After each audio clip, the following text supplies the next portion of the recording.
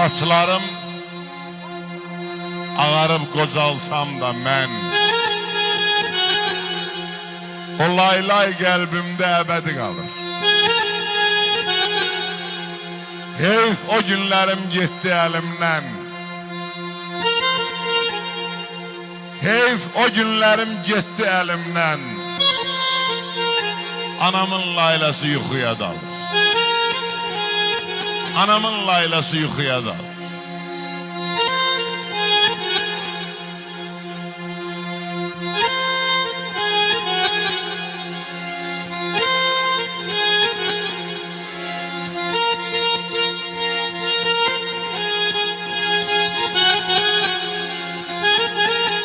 Mən yaşa dolmuşam, ömrüm təzə tər, ömrüm o laylanın şirin barıdır.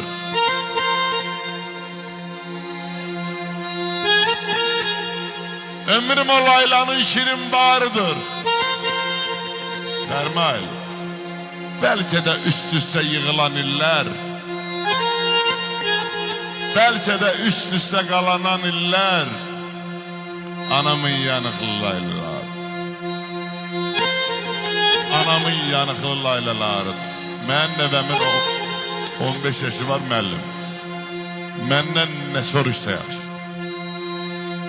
Baba, bəli, o layla deyilsən, o nədir? Çünkü onların laylası telefondan olur bak, telefondan.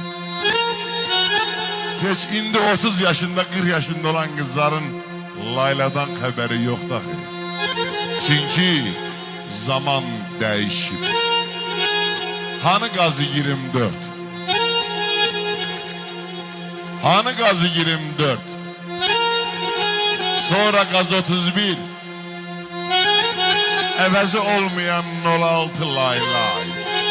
06 laylay, 07 laylay. Ona göre de Allah anaları saklar.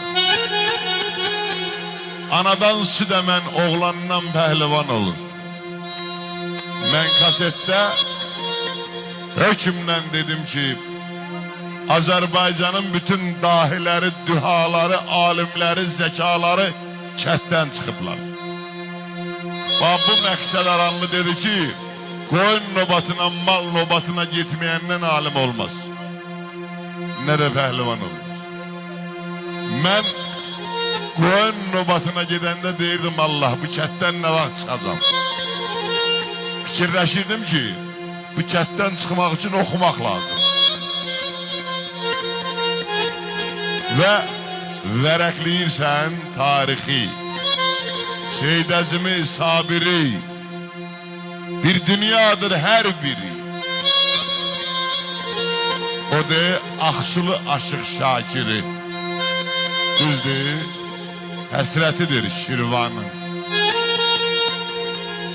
Allah veren hoş sesi, ofsunlayır herkesi. Eserdir bu eser. Allah veren hoş sesi, ofsunlayır herkesi. Alim Qasımov sənət zirvəsi. Alim Qasımov sənət zirvəsi. Bəlkə düz demir. Alim Qasımov sənət zirvəsi. Sevinç bəlkə düz demir. Şöhrətidir Şirvanın. Gör nə deyir? Siz bilərsiniz. Hisar zəmin xarəsi. Hisar zəmin xarəsi. Muğam dərdin çarəsi, bəstisi, el narəsi, zabitidir Şirvanın. Qaçay, hələ bunlar nədir ki? Mənim könlüm deyir ki, Mələk xanım Nasbəri. Qadardılar da. Mələk xanım Nasbəri. Adı dillər əzbəri, bəlkə səhv deyil.